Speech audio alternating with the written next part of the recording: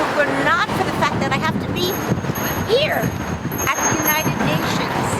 We're in the midst, as part of civil society and NGOs, of advocating about the importance of mental health and well-being for what we call the post-2015 agenda about sustainable development. This is so important because what we're doing is advocating with governments all over the world who belong to the United Nations to include mental health and well-being in this new agenda, which means that mental health is important to eradicate poverty, for the economy, for decent work, for sustainable cities. All these things that I know that you all care about. And so I've been meeting with different member states, and you'll find this very interesting. I actually had a chat with the delegate from the Russian Federation, and I gave him our statement about the importance of mental health and well-being in this new agenda for the next 15 years, and he was very interested. I also gave him a copy of our paper, the paper that Anna and Igor and I wrote about the training that I did in Novosibirsk, and he was fascinated with it. So I am so delighted to have been with you, to know you, and love you dearly. So a few words about what I feel about supervision and training. It's wonderful that you're having this conference. I know how fantastic the conferences that you all have are. So I'd like to share some of my thoughts about supervision. And some of the words and tips that I have begin with a C in English. And the first one is confidence. Instilling confidence in the student, that the supervisor needs to always encourage the student about what they're doing right. The principle of this is the phrase, reward what you want repeated. That people, the way they process in their brain, will fix in their brain what they do correctly to repeat it. So it's like saying, don't think about a pink elephant. And what's the first thing that comes to your mind? A pink elephant. So if you say to a student, don't ever say something like that to a client, that will be fixed in their mind. But you don't want them to do that. It's likely they'll repeat it because that's what they heard.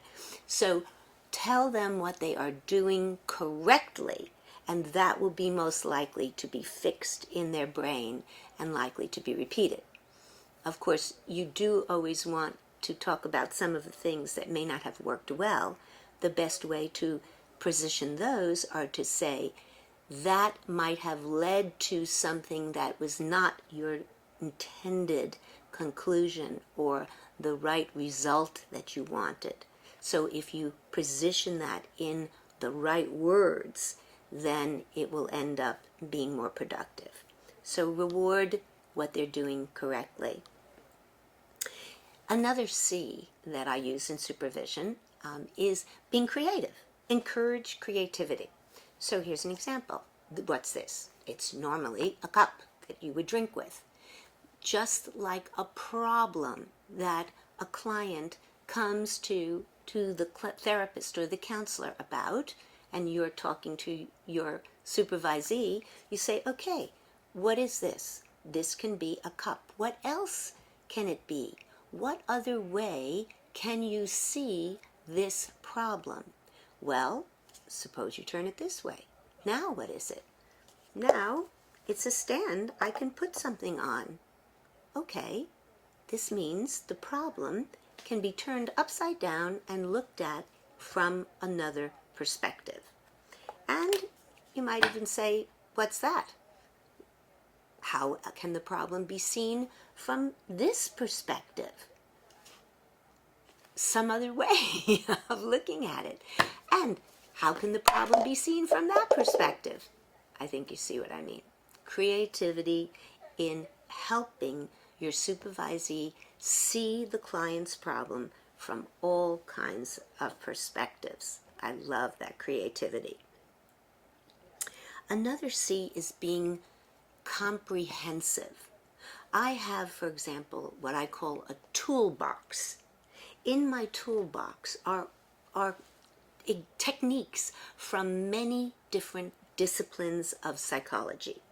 So I'm always working from a basis of psychodynamics, understanding the patient's background, their history, their family relationships, and I know that you at PPL do this a great deal, that you have a good foundation in this, and I believe in that, and I commend you for it. And this is important in supervision, to help the supervisee, for him or herself, and also for the client, to understand the basic psychodynamics. On top of that, what else is in the toolbox? Different cognitive techniques that you might use at one time or another. The way of thinking about things, a technique like thought stopping, just snapping your fingers and wipe that thought out of your mind, like pushing the delete button on the computer and replacing it with a more pleasant or constructive thought. You might also have in your toolbox a Gestalt technique that during the training that Igor and Anna I worked with, where you have the empty chair and you have the client sit in that empty chair and pretend to be the voice of the father or the mother or the wife or the child or whoever is creating the problem.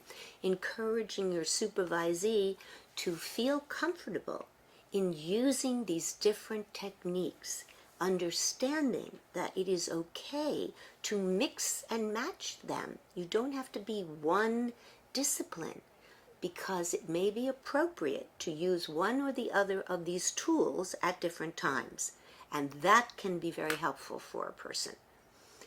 Underneath all of that, of course, in my view, is being humanistic, caring about the person and who they are.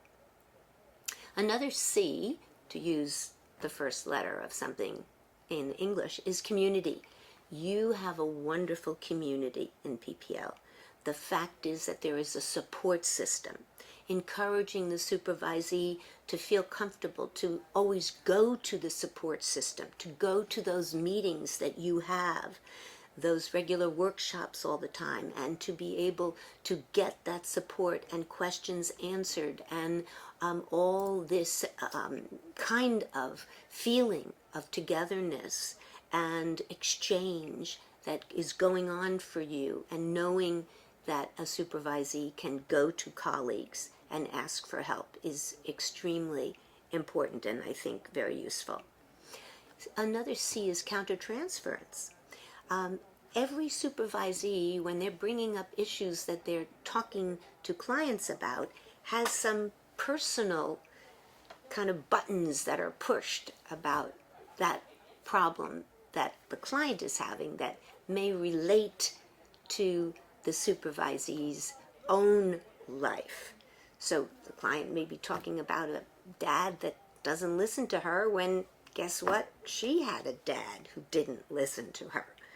And so that's pressing her button. So always gently suggesting the ways in which whatever problem the supervisee is bringing up related to their working with a client may have something to do with their own dynamics. Now, when I was in training, it was a requirement that we did psychoanalysis, that we had to be on the couch basically, let's say 3 times a week, so that we found out what was in our own guts, so that we could be clear and more clean in talking to a supervisee. Nowadays, people don't require as much, but I think the most that can happen, the better it will be for everybody. And the last C I'd like to say is for being a cheerleader. And for constantly encouraging the supervisees that this is a noble profession of counseling and psychology and psychiatry and social work and mental health and all the services that we stand for, and that you stand for. And I honor you tremendously. I love you all. I'm with you in spirit. I had the most wonderful time sharing with all of you, the most intelligent, caring community that I have experienced. Bless you, and I will be there in spirit at the ball, which is in my heart all the time.